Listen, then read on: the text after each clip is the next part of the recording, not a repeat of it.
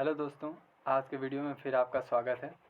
इस चैनल पे हम क्लास 9 का ज्योग्राफी कंप्लीट कर रहे हैं और हमारा थर्ड चैप्टर चल रहा था ड्रेनेज, जिसका मतलब होता है जलमार्ग। और इसके ऊपर हमने काफ़ी डिस्कस किया था। यहाँ पे हम दोनों भाषाओं में इसको समझते हैं, हिंदी और इंग्लिश। हर एक टॉपिक को अच्छे से कवर किया गया है। बाकी रिमेनिंग टॉपिक की तरफ आगे बढ़ेंगे और ये बाकी सब हिमालय रिवर्स और पेनिनसुलम रिवर्स, ये मैपिंग वगैरह सब कुछ आपको डिटेल में समझाया गया था। अगर आपने नहीं देखा होगा तो प्लीज़ पिछली वीडियो को देखिए और उसके बाद आगे बढ़िए। और इसको एक बार आप रिवीजन साथ करते रहेंगे तो आपको आसानी होगी एक्सरसाइज कंप्लीट करने में। तो यहाँ तक हमने कंप्लीट कर दिया था। हमारा लास्ट टॉपिक बचा हुआ था लेक। तो लेक यहाँ पे तालाब के बारे में बात होगी, ठीक। तो इसको स्टार्ट करते हैं। You may be familiar with the valley of Kashmir and the famous डल झील। आप लोग मतलब कश्मीर के घाटियों के बारे में और डल झील के बारे में काफ़ी जानते भी होंगे। The house boat and शिकारास with attack thousand of tourist every year. लगभग हज़ारों टूरिस्ट जो सैलानी हैं कश्मीर की घाटियों में घूमने जाते हैं। और वहाँ पे हाउस बोट जो काफ़ी फेमस है हाउस बोट, उसके बारे में भी आपने सुना होगा। Similarly, you may have visited some other tourist spot near a lake and enjoy boating. कभी कभी आपने हो सके तो आप टूरिस्ट का सैलानी बन के कभी गए भी होंगे घाटियों के मतलब घाटियों पे। तो आप वहाँ पे स्विमिंग और बोट्स वगैरह सब कुछ आपने देखा होगा। वहाँ पे वाटर गेम भी होता है जो आपने शायद खेला होगा, जैसे राफ्टिंग हो गया। तो वो चीज़ यहाँ पे बताई जा रही है। अब यहाँ पे इमेजिन करना है आपको that if Srinagar, Nainital and other tourist places did not have a lake, would they has been be attractive as they today? तो आपसे ये मतलब अंदाज़ा लगाने को कहा जा रहा है कि मान लीजिए कि जैसे श्रीनगर हो गया, नैनीताल हो गया, ऐसे टूरिस्ट प्लेस में अगर लेक नहीं होगा तो क्या वो अट्रैक्टिव होगा लोगों के लिए? तो ये ऐसा बिल्कुल नहीं होगा। तो वही चीज़ यहाँ पे बताई जा रही है। Have you even try to know that the importance of lake in making a place attractive to tourist? तो क्या कभी आपने ये सोचने की कोशिश की है कि लेक का क्यों इतना इम्पोर्टेंट है टूरिस्टों को अपनी तरफ अट्रैक्ट करने के लिए? Apart from attraction of for tourist, lake are also use for human being in many way. और ये सिर्फ टूरिस्टों को अट्रैक्ट करने के लिए लेक काम नहीं आता, बल्कि ह्यूमन बीइंग की लाइफ और लिविंगहुड के लिए, उनके जीवनचर्या के लिए भी काफ़ी महत्वपूर्ण लेक होता है, ठीक। अब फाइंड आउट में आपको ये फाइंड करना है एटलस के बुक में। Lake of the largest extended are called seen. अब जो बड़े बड़े लेक होते हैं उनको सीन्स बोलते हैं, ठीक है। जैसे लाइक कैस्पियन सागर हो गया, कैस्पियन सी हो गया, और डेड सी हो गया, और अराल सी हो गया। कैस्पियन सी अभी आप और डेड सी इजराइल के पास पाया जाता है, और कैस्पियन आपके उज्बेकिस्तान कजाकिस्तान के सेंटर में पड़ता है। तो ये जो बड़े बड़े लेक होते हैं उन्हें हम सी भी बोलते हैं, ठीक है। तो कैस्पियन और डेड सी आपको ये मैप में देखना होगा। उसके बाद आगे देखते हैं। India has many lake. अब भारत के बारे में बात की जाए तो भारत के पास भी काफ़ी तालाब हैं। This difference from each other in the size and other characteristics. और ये काफ़ी डिफरेंट है अपने साइज में, अपने अलग अलग कैरेक्टर्स के हिसाब से, ठीक। ये काफ़ी डिफरेंस पाए जाते हैं इंडिया में। Most lake are permanent. इसमें से ज़्यादातर लेक क्या है, परमानेंट है, नेचुरल हैं, वो कभी मतलब ख़त्म नहीं होते हैं। Some contain water only during the raining season. और इनमें से कुछ ऐसे ही हैं जो बरसात के दिनों में ही तालाब में पानी आपको देखने को मिल जाएगा, नहीं तो वो सूखा ही रहता है। Like the lakes in the basin of Iceland raining of semi arids region. तो ये आइसलैंड में भी लेक आपको छोटे छोटे देखने को मिल जाते हैं। There are some lake which are the resulted of the attraction of glacier and ice shield. और ग्लेशियर और आइस शील्ड जो आपका मतलब ये सियाचिन ग्लेशियर हो गया, और ये आपका कारगिल गिलगिट कश्मीर में जो आपका ग्लेशियर आइस शील्ड मिल जाता है बर्फीले स्थानों पे, तो वहाँ पे भी आपको लेक देखने को मिल जाएगा। Will other has been found by wind. कुछ हवाओं के द्वारा और wind water attraction of human activity. तो वाटर रिवर्स की वजह से भी क्या करते हैं, लेक का फॉर्मेशन होता है। और वहाँ पे मान लीजिए कि नदी के बीचों बीच अगर कोई ज़्यादा गड्ढा वाला इलाका आ जाए तो उसमें पानी भर जाता है, और सूखने के बाद भी वहाँ पे पानी रह जाता है। तो वही चीज़ यहाँ पे बताई जा रही है। तो ये मनुष्य को अपनी तरफ क्या करता है, अट्रैक्ट करता है, फिशिंग के लिए, वाटर के लिए, एग्रीकल्चर के लिए। तो ये चीज़ यहाँ पे बताई जा रही है। आगे देखते हैं। The meandering river across the flood plain from cut off that लेवर develop in the oxbow lake. Oxbow lake के बारे में मैंने आपको पिछली वीडियो में बताया था कि अगर कोई नदी अपनी प्रवाह से आ रही है और वो कुछ सालों बाद क्या होता है कि वो अपने रास्ते को चेंज कर लेती है, तो जो रास्ता बंद हो जाता है उस रास्ते में जो छोटे छोटे छोटे तालाब बोले पाए जाते हैं उन्हें हम ऑक्स कट ऑफ बोलते हैं, जो कि ऑक्स ब्लो लेक भी नाम से जाना जाता है। ठीक है। Spit and bar from the lagoons in the coastal area, और एक कोस्टल एरिया में भी आपको देखने को मिल जाता है लेक्स, जैसे चिल्का लेक हो गया, ये काफ़ी इंपॉर्टेंट है हमारा। यहाँ पे ट्रेनिंग भी होती है नेवी की। पुलिकट लेक हो गया, कोरेलू लेक हो गया, lake in the region of the Iceland, और कुछ आइसलैंड के रीजन में भी पाए जाते हैं लेक। ठीक। Draining are the sometime seasonal, और कभी कभी ये क्या होती हैं जलमार्ग सीजनल होते हैं, जब बरसात होती है तभी ये आपको अस्तित्व में दिखेंगे, नहीं तो ये नहीं दिखते हैं। ऐसे भी लेक हमारे जैसे एग्जांपल की बात करें तो राजस्थान में पाए जाते हैं, जो कि नाम आप याद रख सकते हैं, सांभर झील, सांभर लेक। ठीक। ये राजस्थान में पाया जाता है। ये जब बरसात होती है तो जब पानी इकट्ठा होता है तब इस लेक को आप देख सकते हैं, नहीं तो ये ज़्यादातर दिनों तक सूखा ही रहता है क्योंकि बरसात में लो रेनफॉल होता है। Which is a salt water lake, और ये कौन सा है, ये खारा पानी का लेक है, खारे पानी का तालाब है। ठीक है। कौन सा है, जो राजस्थान में सांबर लेक के बारे में बात हुई है जो। It's water is use for plugging salt, और इसका वाटर क्या होता है, सॉल्ट बनाने के लिए काम किया जाता है। तो आप इस नाम को याद रख सकते हैं कि राजस्थान की जो ये तालाब है सांभर तालाब, इस यहाँ से नमक भी बनाया जाता है क्योंकि इसका पानी काफ़ी खारा होता है। Most of the fresh water lake are in the Himachal region, और ज़्यादातर जो फ्रेश वाटर जो पीने लायक पानी का तालाब है वो कहाँ पाया जाता है, हिमालय रीजन में पाया जाता है। ठीक। They are of the glacier origin, और यहाँ पे ओरिजिन इसका क्या है, ग्लेशियर, मतलब ओरिजिन का मतलब ये कहने का मतलब है कि तालाब में पानी कहाँ से आता होगा, हिमालय रेंज के में जो तालाब पाए जाते हैं, तो ग्लेशियर जो पिघलते हैं बर्फ़, तो उनकी वजह से पानी इकट्ठा होता है। ठीक। तो वही मेन ओरिजिन है, मतलब वही सोर्स आप समझ सकते हैं कि जहाँ से पानी निकलता है उसको ओरिजिन बोला जाता है। ठीक है। दूसरे शब्दों में अगर बात करें तो they formed when glacier dug out a basin, और ये बनते कब हैं, जब ग्लेशियर अपने में ब्रेक डाउन होते हैं तब ये, और जब पिघलते हैं तब ये इनका फॉर्मेशन होता है लेक का। ठीक है। Which has later fielding in the stone melt, और ये जब बर्फ़ गलता है तब ये इनका फॉर्मेशन होता है। The Wular lake in Jammu Kashmir, ये काफ़ी इंपॉर्टेंट है वुलर लेक। ठीक है। इसको आप याद रखेंगे, ये जम्मू कश्मीर में पाया जाता है और ये फ्रेश वाटर लेक है इंडिया का। ठीक। और ये वैसे तो मैंने ऊपर ही बता दिया था कि हिमाचल रेंज में ही क्या होगा, जो फ्रेश वाटर होगा वो लेक वही पाया जाएगा। तो वहाँ पे वुलर लेक जो पड़ता है जम्मू एंड कश्मीर में, यहाँ पे फ्रेश वाटर मिलता है। ठीक है। आगे देखते हैं। In is the result of the tectonic activity, और ये टेक्टोनिक एक्टिविटी की वजह से इसका फॉर्मेशन होता है, आपस में जो बर्फ़ टकराते हैं। It is the large fresh water in the India, और ये इंडिया का सबसे बड़ा फ्रेश वाटर लेक है। कौन सा, वुलर लेक। ठीक है। The Dal lake, Bhimtal, Nainital, Loktak and Barapani are some open other importance fresh water lake. तो इसमें एक दो नाम आप याद रख सकते हैं, जैसे नैनीताल हो गया, भीमताल हो गया, डल झील हो गया। ठीक। और वुलर लेक हो गया। ये इम्पोर्टेंट फ्रेश वाटर लेक हैं जहाँ पे पीने लायक पानी आपको मिल जाता है। जैसे एग्जांपल में आपको यहाँ पे लोकतल लेक का इमेजिन दिया हुआ है, आप देख सकते हैं। यहाँ पे घाटियों के आसपास लोग बसे हुए, यहाँ पे एग्रीकल्चर के लिए लोग इसका सहारा लेते हैं नदियों का।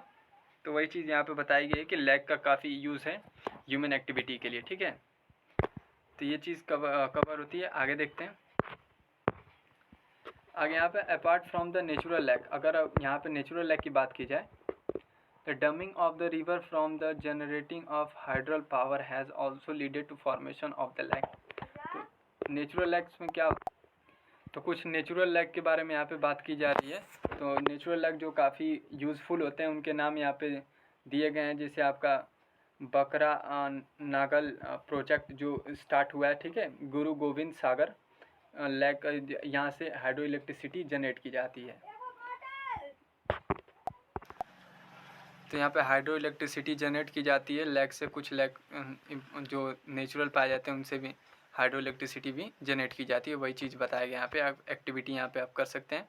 कि आप यहाँ पे make a list of natural and artificial lake with the help of Atlas. अब एटलस की मदद से आपको नेचुरल जो प्राकृतिक तौर से तालाब हैं और जो आर्टिफिशियल मनुष्य द्वारा बनाए गए हैं उन दोनों की लिस्ट आपको तैयार करनी है आपको एटलस की मदद से। ठीक है, ये एक्टिविटी आप कर सकते हैं इस चीज़ को याद रखने के लिए। The lake are the great value to human being, और ये लेक जो ये तालाब जो होते हैं मनुष्य के जीवन में काफ़ी बड़ा रोल प्ले करते हैं। The lake help to regulate the flow of water. A lake help to regulate the flow of river. ये रिवर्स के फ्लो में भी मतलब आसपास पाए जाते हैं, ताकि यहाँ पे क्या होता है कि जब बारिश होती है ज़्यादातर तो पानी ज़्यादा हो जाता है तो आसपास के क्षेत्रों में बाढ़ आ जाती है। बाढ़ जाने के बाद जब सूखा पड़ता है तो तालाब चूँकि गहरे होते हैं, नदियों के कंपेरिजन में छोटे छोटे जो पॉन्ड टाइप के पाए जाते हैं, तो वहाँ पे पानी इकट्ठा होता है जिससे लोग अपनी जीवनचर्या को जारी रखते हैं, उन्हें कोई तकलीफ नहीं होती है। तो लेक काफ़ी यूज़फुल है, वही चीज़ यहाँ पर बताई गई है। Lake can also be use for developing hydro electricity, और लेक्स तालाब जो है उनसे हम हाइड्रो इलेक्ट्रिसिटी जनरेट कर सकते हैं। ठीक है, हाइड्रो इलेक्ट्रिसिटी क्या होता है, तो हाइड्रो इलेक्ट्रिसिटी के बारे में आप गूगल कर सकते हैं, और वैसे शॉर्ट फॉर्म में आप ये समझ सकते हैं कि यहाँ पे जहाँ पे पानी इकट्ठा होता है उस पानी को ऊपर से फ्लो करवाया जाता है नीचे की तरफ। तो जो पानी स्पीड से नीचे गिरता है तो उस पर टिडल लगाया जाता है, पंखियाँ लगाई जाती हैं, और वो डायरेक्ट जनरेटर से कनेक्ट होती हैं। जब पंखियाँ रोटेट करती हैं तो जनरेटर क्या करता है, इलेक्ट्रिसिटी जनरेट करता है, उसको वायर के माध्यम से किसी भी एप्लीकेशन को या डिवाइस को रन किया जाता है। तो ये हाइड्रो इलेक्ट्रिसिटी जैसे जनरेट की जाती है, नॉर्मल आप छोटे टर्म्स में आप इसे डिस्क्राइब कर सकते हैं। They moderate the climate of the surrounding, और ये आसपास के क्लाइमेट को भी क्या बोलती है, मॉडरेट करती है, क्योंकि इवोपरेशन होगा तो वाटर साइकिल में इसका यूज़ होगा। मेंटेन द एक्वेरियस इकोसिस्टम, और ये क्या करती है, एक्वेटिक इकोसिस्टम भी बनाती है। लेक के आसपास का एक लेक का भी, एक तालाब का भी अपना एक इकोसिस्टम होता है। ठीक है, और इकोसिस्टम क्या चीज़ होता है, जहाँ पे लिथोस्फीयर, हाइड्रोस्फीयर और आपका एटमॉस्फेयर पाया जाता है। यहाँ पे ये तीनों चीज़ पाई जाती हैं, वहाँ पे बायोस्फीयर का फॉर्मेशन होता है, और उसी को हम क्या बोलते हैं, इकोस्फीयर बोलते हैं। ठीक है, लिथोस्फीयर आपका लैंड हो गया, हाइड्रोस्फीयर वाटर हो गया, और एटमॉस्फेयर एयर हो गया। यहाँ पे तीनों चीज़ों की बात की जा रही है। तो इन्हीं तीनों चीज़ यहाँ पे मिलेगी, वहाँ पे क्या करते हैं मनुष्य, आप ज़्यादातर जीव आपको देखने को मिल जाते हैं, तो उसे हम क्या बोलते हैं, इकोसिस्टम बोलते हैं। ठीक है, एक्वेटिक यहाँ पे पानी वाले जीव का इकोसिस्टम के बारे में बात हुई है। और ये नेचुरल ब्यूटीज़ के लिए भी काफ़ी मतलब इम्पॉर्टेंट होता है। लाइक हेल्प डेवलपमेंट टूरिस्ट, और ये टूरिस्ट को अट्रैक्ट करता है। प्रोवाइड रिक्रिएशन, ठीक है। उसके बाद rule of river in the economic. अब इकोनॉमिक्स में रिवर्स का क्या क्या रोल होता है वो चीज़ देख लेते हैं एक बार। River has been of the fundamental important throughout the human history, और मनुष्य के इतिहास से रिवर्स का काफ़ी इम्पोर्टेंट रहा है ट्रेड वगैरह करने के लिए। ठीक है, water from the river is a basic natural resources. अब वाटर जो रिवर्स में पाए जाते हैं वो क्या है, बेसिक नेचुरल रिसोर्सेज हैं। ठीक, essential from the various human activity, और जो ह्यूमन एक्टिविटी के लिए काफ़ी यूज़फुल होते हैं ये। तो वाटर का यूज़ आप सभी लोग जानते होंगे। रिवर्स बैक, नदियों के किनारे has the attraction settle from the ancient time. Ancient time से लोग यहाँ पे बसना स्टार्ट करते हैं, इनका सेटलमेंट देखने को मिल जाता है, क्योंकि आप यहाँ पे बिग सिटीज़ जो हैं वो बड़ी बड़ी पुरानी नदियों पे ही आपको देखने को मिल जाएगी। यमुना गंगा के आसपास, इंडस ब्रह्मपुत्रा में, जैसे यहाँ पर ही क्या आपको देखने को मिल जाएगा, बड़े बड़े शहर देखने को मिल जाएंगे, क्योंकि ये नदियाँ पहले से यहाँ पे सेटल थी, तो इसके आसपास इकोसिस्टम था। इकोसिस्टम की वजह से लोग यहाँ पर सेटल हुए, और वही सेटलमेंट लोगों का आज बिग सिटीज़ का फॉर्मेशन ले चुका है। तो ये चीज़ इंपॉर्टेंस आप बता सकते हैं इकोनॉमिक का। इकोनॉमिकल रिवर्स इंपॉर्टेंस काफ़ी अच्छा बता सकते हैं आप इसे। ट्रेड वगैरह के लिए भी काफ़ी इतिहास में इसको यूज़ किया जाता था। Make a list of the city in your state which are located on the back of the river. अब आपको एटलस की मदद से एक लिस्ट बनानी है कि आपके स्टेट में, आप जिस भी स्टेट में पढ़ते होंगे, तो उस स्टेट के जो मुख्य शहर हैं वो किन किन नदियों पे पाए जाते हैं। ठीक है, तो ये चीज़ आपको एटलस की मदद से करनी होगी। यूजिंग रिवर फॉर इरिगेशन, यहाँ पे सिंचाई के लिए भी रिवर का यूज़ किया जाता है। हाइड्रो पावर इलेक्ट्रिसिटी जनरेट करने के लिए भी रिवर का यूज़ किया जाता है, particularly to a country like India, और इंडिया में तो काफ़ी इसका यूज़ है रिवर्स का। Where agriculture is the major source of livelihood of the majority of the population. अब हमारे देश के पॉपुलेशन की सबसे बड़ी जो जीवनचर्या चलाने के लिए सबसे ज़्यादा लोग क्या करते हैं, एग्रीकल्चर करते हैं, और एग्रीकल्चर के लिए, इरिगेशन के लिए पानी की ज़्यादा आवश्यकता होती है। तो हर जगह क्या है, ट्यूबवेल और सबकी सुविधा नहीं है, तो इसलिए यहाँ पे रिवर सिस्टम को देश में पूरे फैलाया गया। हमारे देश में काफ़ी वेल डेवलप्ड रिवर सिस्टम है, तो ये हमारे देश के लिए काफ़ी इंपॉर्टेंट है, ये इकोनॉमिक में काफ़ी बड़ा रोल प्ले करता है। तो अब ये रिवर पॉपुलेशन के बारे में देख लेते हैं। The growing domestic municipal, industrial, agriculture demand of the water from the river natural affect the quality of water। अब क्वालिटी ऑफ वाटर जो है अफेक्ट पड़ता है, क्वालिटी ऑफ वाटर का जो मतलब गुण है वो ख़त्म होता जा रहा है, क्योंकि लोग इसमें डोमेस्टिकल यूज़ कर रहे हैं, उसमें वॉशिंग करने के बाद गंदे पानी को छोड़ दे रहे हैं रिवर में। म्यूनसिपल पार्टी यूज़ कर रहे हैं इसका, इंडस्ट्री वगैरह से केमिकल जो है वो छोड़ दिया जा रहा है। एग्रीकल्चर में आजकल आप देख रहे हैं काफ़ी केमिकल्स का यूज किया जाता है, ये भी पानी में चला जा रहा है। तो इससे क्या हो रहा है, एक्वेटिक जीव भी मर रहे हैं और पानी का क्या है, क्वालिटी भी ख़त्म हो रहा है। उसके बाद ये बचा हुआ है, थोड़ा सा इसको देख लेते हैं। और यहाँ पे आपको एक प्लान दिया गया है, जहाँ पे गवर्नमेंट ने इसको स्टार्ट किया है, नेशनल रिवर कंजर्वेशन प्लान। और ये नेशनल रिवर कंजर्वेशन प्लान आपको खुद पढ़ना होगा। इसमें मैं बता देता हूँ ओवरऑल क्या होता है। तो कंजर्वेशन क्या होता है, किसी भी चीज़ का संरक्षण करना। तो नेशनल जो भारतीय बड़ी बड़ी नदियाँ हैं भारत में, उनका संरक्षण करने के बारे में गवर्नमेंट ने जो प्लान बनाया है, वो चीज़ यहाँ पे आपको देखने को मिल जाएगी। तो इसको आप खुद ही पढ़ लेना, छोटा सा टॉपिक है। उसके बाद more and more water is being the draining out of the rivers, reducing this volume. On the other hand, heavy load of ungrazing sewage and industrial effusions into the rivers। वही मैंने आपको बताया कि industry से जो काफ़ी ख़राब चीज़ें, जो केमिकल्स निकलती हैं, उनको रिवर में बिना उन्हें प्यूरीफाई किए ही छोड़ दिया जाता है, जिसकी वजह से रिवर्स के वाटर को काफ़ी नुकसान पहुंचता है, वहाँ के जीवों को भी काफ़ी नुकसान पहुंचता है, उनके इकोसिस्टम के आसपास में जो भी इकोसिस्टम बनता है उस पर भी उसका बुरा इफेक्ट पड़ता है। वही चीज़ यहाँ पे बताई गई है। This affection not only the quality of water but also the self cleaning capacity of water। और ये सिर्फ क्वालिटी को ही नहीं ख़त्म करता है वाटर के, ये सेल्फ क्लीनिंग कैपेसिटी को भी ख़त्म कर देता है। जैसे मतलब आप ये समझ सकते हैं कि वाटर की भी बात एक कैपेसिटी अपने आप को शुद्ध रखने के लिए, तो उस कैपेसिटी को भी क्या करता है, ये ख़त्म करने का काम करता है। ठीक है, तो ये काफ़ी ख़राब चीज़ है हमारे लिए, तो इसको हमें कंट्रोल करना चाहिए। अब एग्जांपल की बात की जाए, the aquatic steam flow the Ganga water is able to dilute estimated population loaded with 20 kilometre large of cities.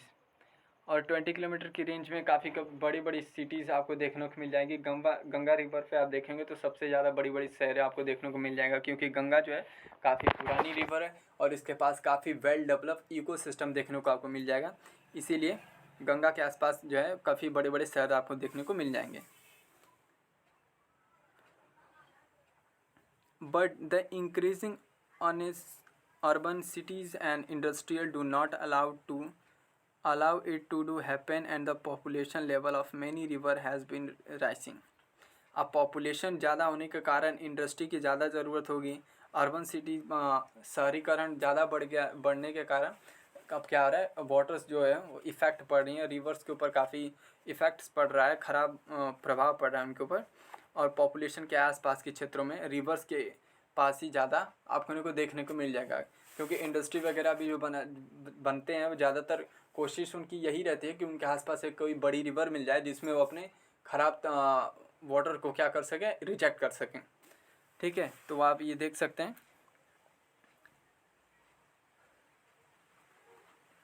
Over the rising population in our rivers lead to launching of various action plan to clean the rivers. अब rivers को clean करने के लिए भी government ने काफ़ी सारे plan बनाया है। ऊपर एक प्लान आपको दिया गया था, उसको आप खुद पढ़ना है आपको। तो 2-3 नाम आप याद रख सकते हैं, जैसे नमामि गंगा हो गया, और वो पीछे आपका मध्य प्रदेश का जो नर्मदा रिवर्स के ऊपर प्लान चला था, और ऊपर आपने ये ऊपर नेशनल रिवर कंजर्वेशन प्लान देखा है। इन सब को आपको अच्छे से पढ़ना होगा। आपको इनको एग्जाम्पल में आपको डालना होगा अगर क्वेश्चन आ भी जाता है कि गवर्नमेंट ने किस किस स्कीम को चलाया है, किस किस तरह का प्लान बनाया है रिवर्स को साफ़ रखने के लिए। तो वही चीज़ आपको यहाँ पे लिखनी होगी। ठीक है, how do you our health get affected by the pollute water river. अब हमारा हेल्थ भी क्या हो रहा है, अफेक्ट पड़ रहा है उसके ऊपर, पॉल्यूट वाटर रिवर, गंदे पानी की वजह से। अब आप सोच रहे होंगे कि हम रिवर्स का पानी तो नहीं पीते हैं तो हमें कैसे इफेक्ट पड़ता होगा। तो आप जैसे मछली वगैरह जो जो एक्वेटिक चीज़ आप खाते हैं जो पानी के अंदर पाया जाता है, तो वो क्या है, वो इनहेल कर रही हैं, वाटर को ही यूज़ कर रही है ना, तो वाटर के अंदर केमिकल है, उनके अंदर भी केमिकल हो जा रहा है। आप बाद में आप उन्हें भी खा रहे हैं तो उनको तो नुकसान हो ही रहा है, साथ में आपको भी नुकसान हो रहा है। तो हम एक दूसरे से कनेक्टेड हैं, तो हमें सब चीज़ों का बैलेंस करके लेके चलना चाहिए। किसी एक चीज़ को डिस्टर्ब करेंगे तो हम सबको डिस्टर्बेंस होगी, तो इस चीज़ को हमें ध्यान रखना होगा। Think about the life of human be without the fresh water. अब आपको ये सोचना है कि मान लीजिए कि पृथ्वी पर सारे स्वच्छ पानी जो है वो ख़त्म हो चुका है, लोगों ने सबका दुरुपयोग किया और ख़त्म हो गया, और उसके बाद हमारे जीवन कैसा है उसके ऊपर आपको ये खुद इस टॉपिक को अपने क्लास के ऊपर डिस्कस करना है। और यहाँ पे ये चैप्टर ख़त्म होता है। तो थर्ड चैप्टर ख़त्म होता है, अगले चैप्टर में हम इसका एक्सरसाइज करवाएंगे। एक्सरसाइज करने के बाद आपका ये चैप्टर ख़त्म हो जाएगा, फिर हम फोर्थ चैप्टर क्लाइमेट स्टार्ट करेंगे। तो आज तक के वीडियो में बस इतना ही। अगर आपको ये अच्छा लगा वीडियो तो प्लीज़ इसे लाइक कीजिए, शेयर कीजिए, चैनल को सब्सक्राइब कीजिए। धन्यवाद।